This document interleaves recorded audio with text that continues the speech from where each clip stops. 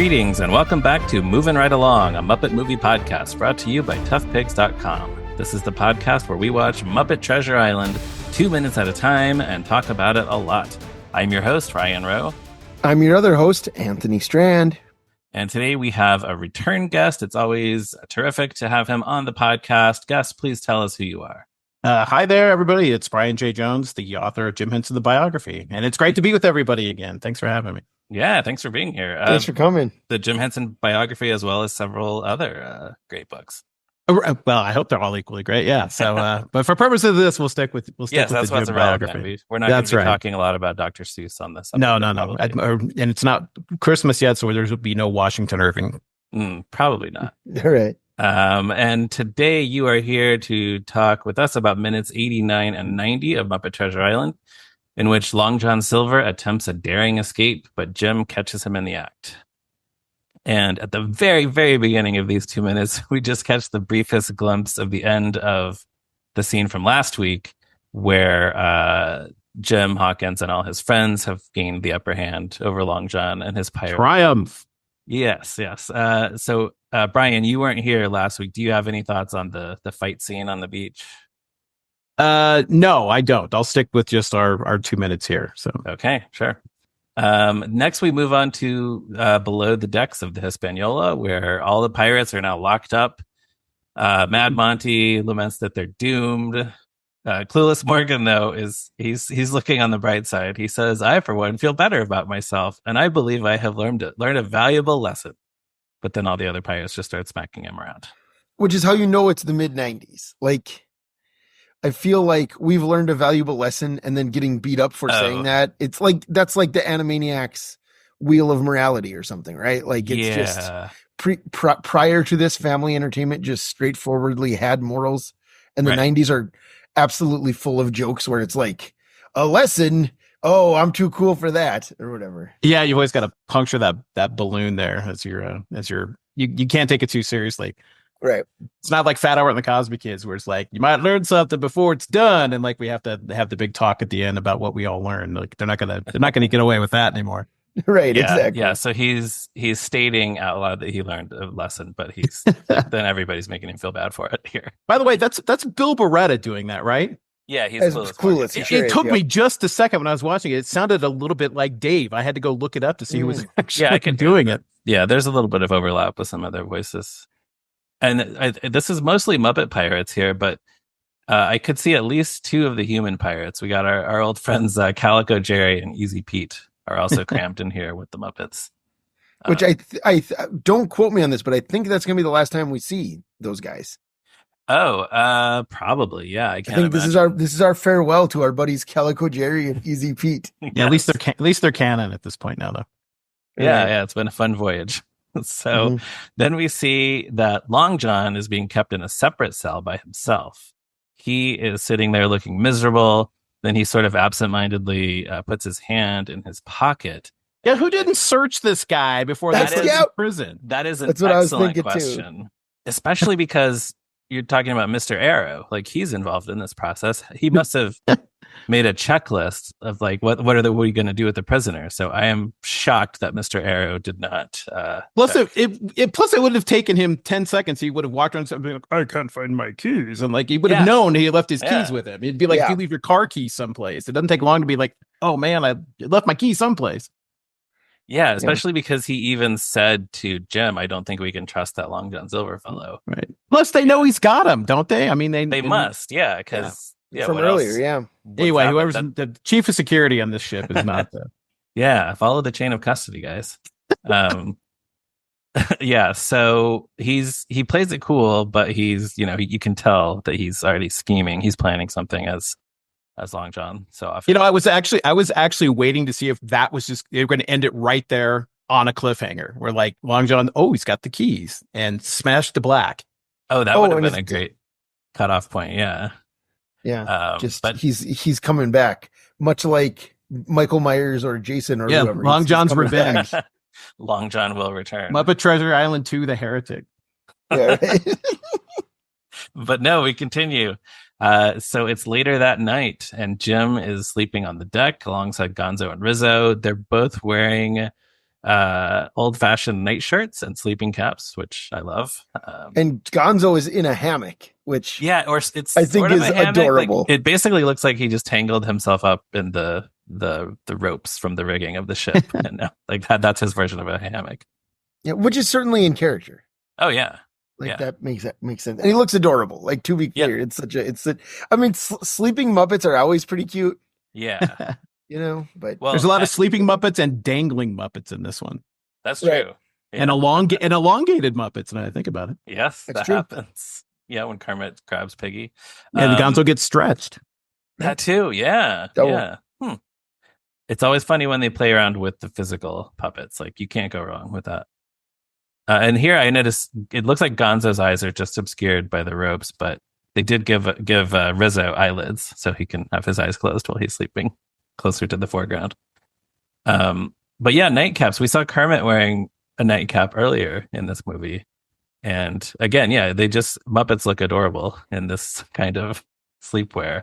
I recently saw an episode of I Love Lucy where Fred Mertz was wearing an old-fashioned nightshirt and sleeping cap like this, and I was kind of thinking, should I get one of those? I don't know. Like, it looks. Do you remember, like Groucho wears one of those when like he and Harpo were doing like the mirror scene. The mirror scene, yeah. So you can't go wrong with that.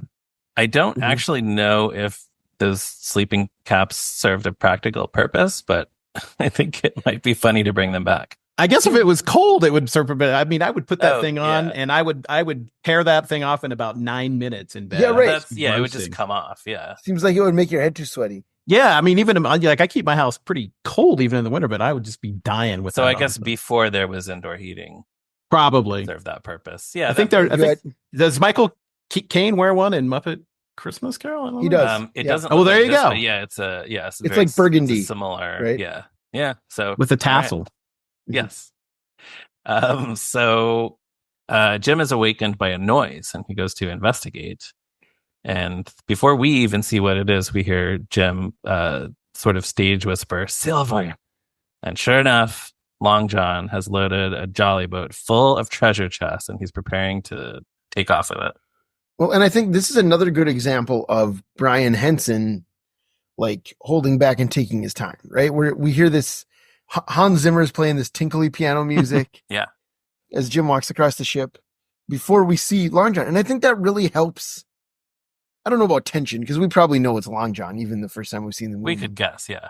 But we saw him with the keys. Exactly. But it keeps us on Jim's point of view, I guess, for a little while longer, which helps, I think. Yeah, it is building up some tension. Yeah. Also, could we talk just a little bit about sets in this thing? I think the sets are spectacular. I thought that ship, I mean, I'm sure there is a miniature, but like I did a little reading on this and saw pictures of like the full size Hispaniola for them to perform it. Just really incredible. It's beautifully shot, I think. I think Brian did fantastic work and he's got a great eye. I just think the movie just looks beautiful. The opening scenes, even when you could like come in between the cliffs.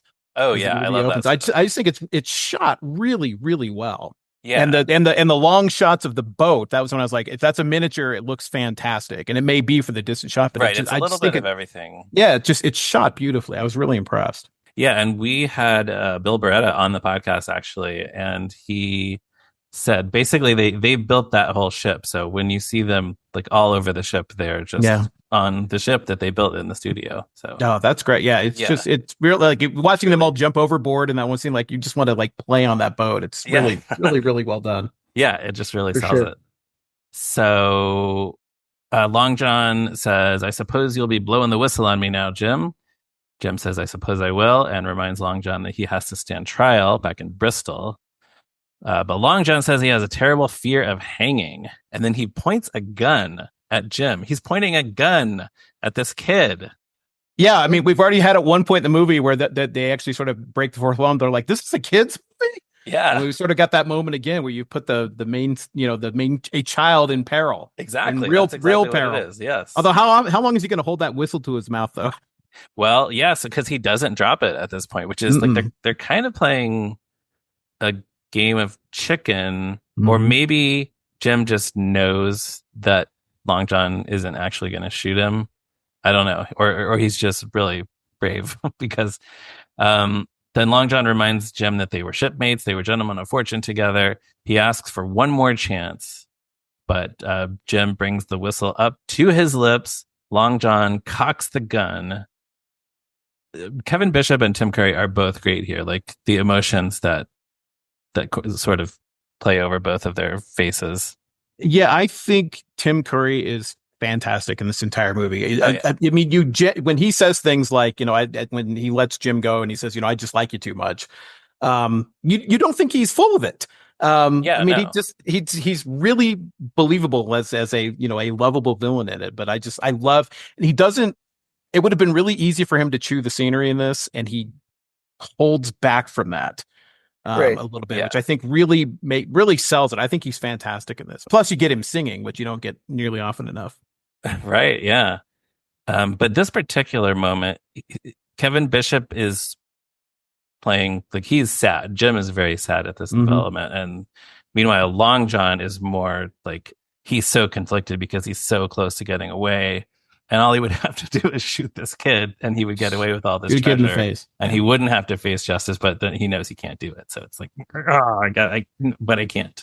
So here's something I forgot. In this family-friendly Muppet movie, Long John says, "Ah, hell, Jim." That's his next line. That's right. Yeah, which is unusual for a Muppet movie. Yeah. Not so unusual for a family movie from the 90s, though, right? Like, that's probably true. My family watches Home Alone all the time. That's the one I was going to pull out. Yeah. Maybe they don't say, "Oh, hell," but like Buzz says on your ass or whatever to Kevin in that, and a few things like that. Cool Runnings has like a few like what the hell. Sure, I just feel like it was. I guess the difference is that this one, as we pointed out, is rated G. Yeah, that's true. That's true. So it's a little more striking. But I wonder if they got notes back on that one.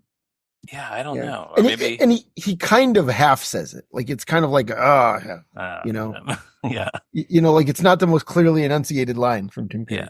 Yeah. And of course, we have heard Janice say the word hell in The Great Muppet Caper in the Happiness Hotel song, "The whole joint's gone to hell." So it's not completely unprecedented, the word itself. So Long John says, "I could never harm you." He puts the gun down. "You're honest, brave, and true. You didn't learn that from me." Which is almost a line from Professional Pirate. Yeah. One of the last lines in that song is, "You'll be honest, brave, and free." And he kind of tears up a little bit too, even in it. I mean, it's really, really lovely. Yeah. Yeah. Well, I think it was such a smart decision to make the Jim Long John relationship the core of this movie. Yeah, I think ultimately.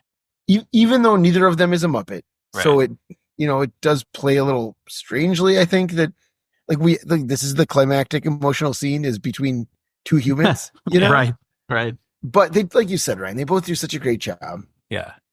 And especially considering that we have to wait so long to actually see Kermit and Miss Piggy interact with each other. This is really you have to have an emotional arc that happens earlier in the movie.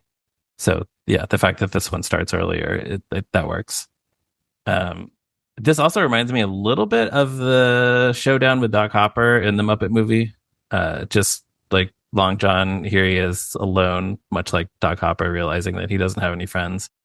And Jim it's kind of like, I made a whole bunch of friends along the way. Right.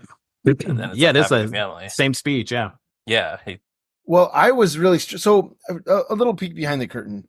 Ryan has actually cut the movie up into 2-minute segments, and we get each one as a separate Google Drive file. Correct. And at least on my iPad, when the clip ends, it goes back to the first image. Like it restarts. It doesn't replay, but it just goes back to the first image. Oh, okay.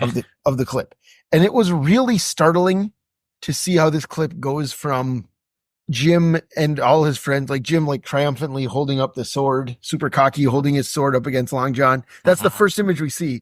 And the last image we see is Jim looking absolutely devastated, letting Long John go. You know? Yeah. And so like, that's what we get in these 2 minutes, in this 2-minute stretch. Jim goes literally from like the joy of triumph to just being completely wrecked by everything that has happened to him in this movie. Yeah, what a contrast. And all over the same guy. Like he's so Mm-hmm. happy to have defeated him, but then he's also just so disappointed that this is how it all ends. Right. Wow. Thanks, iPad. Yeah. So yeah, Jim says, now take your oars and row away. I never want to see you again, ever. And that's where this clip ends, is right after that line, essentially. So will Long John take his oars and row away? We don't know. We'll have to wait until next week to find out. I have a couple things from the June 1st, 1994 draft for the screenplay. There's just a couple things that are described there in between the fight on the beach and Long John's escape attempt. It says that Sweetums and Animal are seen pulling the treasure onto the ship. That would have been fun to see, but I guess not necessary. We understand that the good guys get the treasure back onto the ship. It mentions Rizzo and Gonzo selling genuine pirate treasure to the rat tourists, while Piggy models treasure items to the lady rats. That would have been fun. Yeah. Like she's doing her own shopping channel for the rats. And then listeners may recall that the character of Stevenson the parrot, who is present throughout the draft, fell off his perch a couple scenes ago, and when he came to, he declared that he was now Queen Victoria. And then the parrot and Sam the Eagle had a little moment. So in this moment of the draft, it says that Squire Trelawney, Dr. Livesey, and Beaker all sigh romantically watching Mr. Arrow and Stevenson/Victoria nuzzle each other as the last rays of sun framed them. So another romantic moment here near the end of the movie with Sam and the parrot. You know, it also reminded me, you talked about the home shopping reference there. Is there another home shopping joke that gets a big laugh from Long John in the movie? There's some reference to the home and getting something from Home Shopping Channel, and they get a big laugh. Yes, it's because she's wearing the doubloon necklace and all that. Right, there you go. Long John asks where she got it from, if not the treasure. Yeah. She says Home Shopping Channel. Yeah. Yeah, and Long John thinks that's hilarious. It gives that a huge laugh, yeah. Right. So yeah, that's all I have. Anything else from these 2 minutes, Brian, starting with you? So first of all, I've already mentioned how great I think Tim Curry is in this. I had to look up other stuff Kevin Bishop had done. You guys have probably already talked about this. Mm-hmm. But go on. And I went actually and watched some of the Kevin Bishop show, and it's like I was reading someplace they do something like 42 sketches in 22 minutes on it, and he's really versatile. So, but when I first heard him talk, I had to go look him up, see if he was really English, or if they had an American actor doing it. And then I had to look and see what else he had done. But just really versatile. He's played on stage Dudley Moore in a theater production about Dudley Moore and Peter Cook. So there's kind of another Muppet connection there with Peter Cook. Yeah. But just a really versatile guy. And the episode of the Kevin Bishop I watched was actually very offensively funny. So go find some of it if you could stand it. But it is very weird to see him using the F word all over the place now. Oh, wow. So, but really funny. And I'm not sure how old he is. It doesn't actually, even his Wikipedia listing doesn't list his birth date on it. I'm not sure. Yeah, I made a note just how this is kind of Beretta's one of his, starting to break out, I think, a little bit on here. Yeah. I think he's really good here. This is post Jim, post Richard. So, right. And goals I wrote down as the Iron Man in this one. They really give him and Steve a lot to do. And it's sort of the lessons learned, I think, from Muppet Christmas Carol, where they have to kind of carry the narrative in that one as well. I think they do it just right in this. I was reading something, and again, maybe you've talked about this, about initially they were gonna break them into two characters called Jim and Hawkins. Yeah, and it was going to be the two of them. Yeah, and have the two of them. And I think actually making Jim Hawkins, I think they made the right decision on that and made them sort of the Greek chorus on a lot of this. Right. So anyway, I think it's very cleverly done. I don't know if we're going to ask this, if you're going to ask me this question, but as I was telling everybody here earlier, I had never seen Muppet Treasure Island before. Right. Right. Yeah. I'm really good with everything, in Jim's lifetime. I'm not great post Jim. So this is one I actually came to when Ryan asked me to do this show. I had to go and watch it. Yeah. And I loved it. I thought the songs were fantastic. I think the performances are great. I think Steve is really, really channeling Jim in this. I thought it was seamless. you can tell if you know enough about it that the way they've done Oz's work, because I guess he wasn't there a lot, so I think you have Kevin Clash performing his characters. Yeah, for most Frank of the Stubbed time. in. Yeah, and you can kind of tell the disconnect on that. But I think all the performances are great. He doesn't have a lot of main characters, but I just kept thinking, I need more Jerry Nelson in here as well. There's not quite enough of Jerry for me.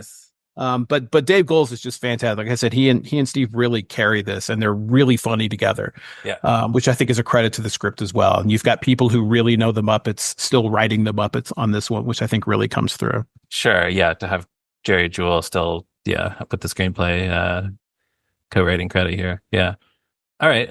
So you answered one of the questions that we're going to get to in a minute. But I should say, Anthony, do you have anything on these 2 minutes? Yes, I actually am going to briefly reopen The Strange Case of Dr. Jekyll and Mr. Hyde real quick. Okay. Just to note that in Treasure Island, the novel, Long John Silver does in fact get away. Like, he survives.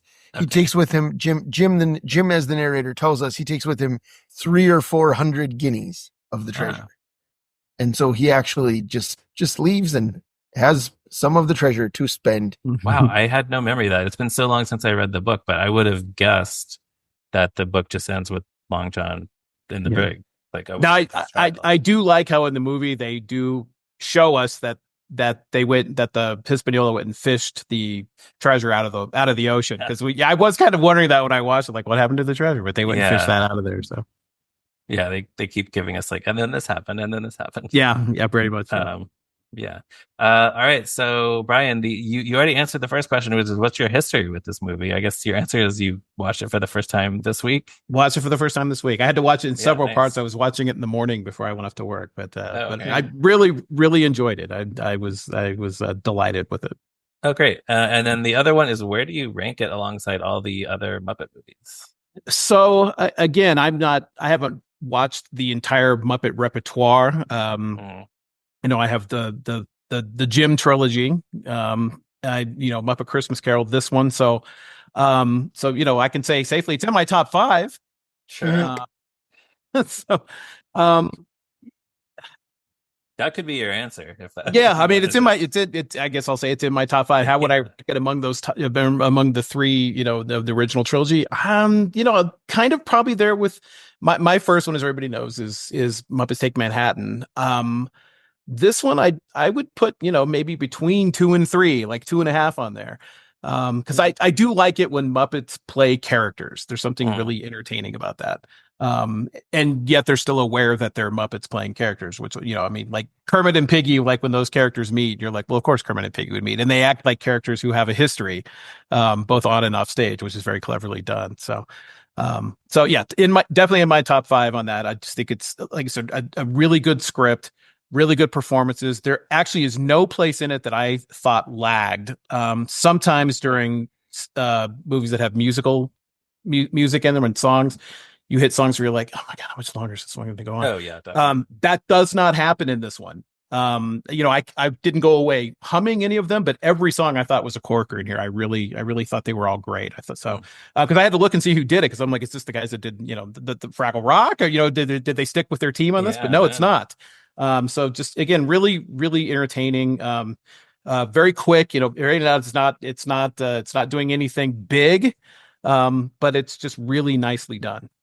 I can see why everybody wants to play the game of, like, name another famous book that, everybody take out all the human, leave one human and the rest Muppets. I think it kind of starts here, even more than Christmas Carol. I think because they did 2 in a row is why people think that that's everything the Muppets should do. Right. The end of time. These are among the more high profile Muppet movies, the theatrically released movies. All right, then with that, we can wrap things up for this week. Brian, thank you again so much for joining us. Sure. Thanks, guys. We'll do it again.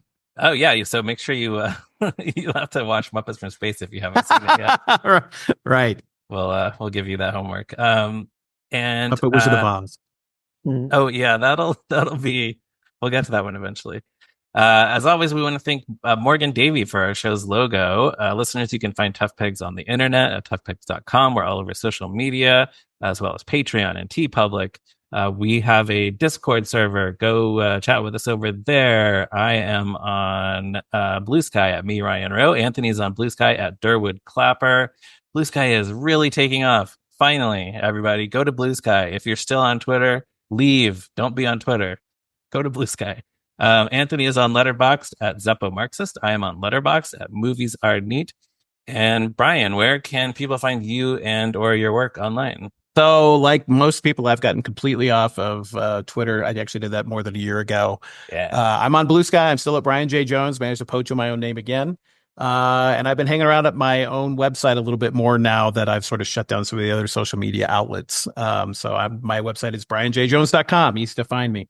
Cool. I saw just today on Blue Sky, you did a thread about books that people think Dr. Seuss wrote that he didn't actually write. Yeah. That was one. I'll let people go find it, but I'll just open it by saying what happened when I was writing the Dr. Seuss book is I'd have people come up and they go, "Oh my God, I'm so excited to hear you're writing about Seuss. I love Go Dog Go and Are You My Mother?" Yeah. And they're great books. But Dr. Seuss didn't write or draw either one of them. Right. Which I think there's somebody who put up a little icon of someone's head exploding. So yeah, it is one of those that. Now somebody also posted when like someone who did understand what the angle was about. Seuss was involved with them, but didn't write or draw. But I'll let you go find the what are we calling them? Skeet on that Skeet, one. Yeah. And I think the existence of the Theo Leseg books, right? Mm-hmm. 10 apples up on top in a people house, etc. I think those, like him using a different name for that, makes people think, even if they like see the name P.D. Eastman, they think that's another pseudonym. Oh, like that's true. Name. And the way the books are designed, they've got sort of that Seussian writing on the cover, and so they're designed with a very consistent branding on them. So it is sometimes hard to tell. The other thing people may not know is that Mike Frith, Jim's creative director, worked for Dr. Seuss as a young man. Yeah. His editors, that's cool. So I got to talk to him again when I was writing the Dr. Seuss book, and yeah. had him explain to me or give me, the layout of Dr. Seuss's tower in the same way that when I interviewed Frank Oz all those years ago, I had him draw me the floor plan for the original Henson Associates in New York City, so I knew everybody sat. Oh, that rules. Wow. Yeah. Okay. And hey, look at that. We actually did end up talking about Dr. Seuss on this Muppet podcast. Right. So listeners, seek out all of that and make sure you blow your bosun's whistle to alert all your friends to the existence of this show. And join us again next week for another episode of Moving Right Along. See you then. Goodbye.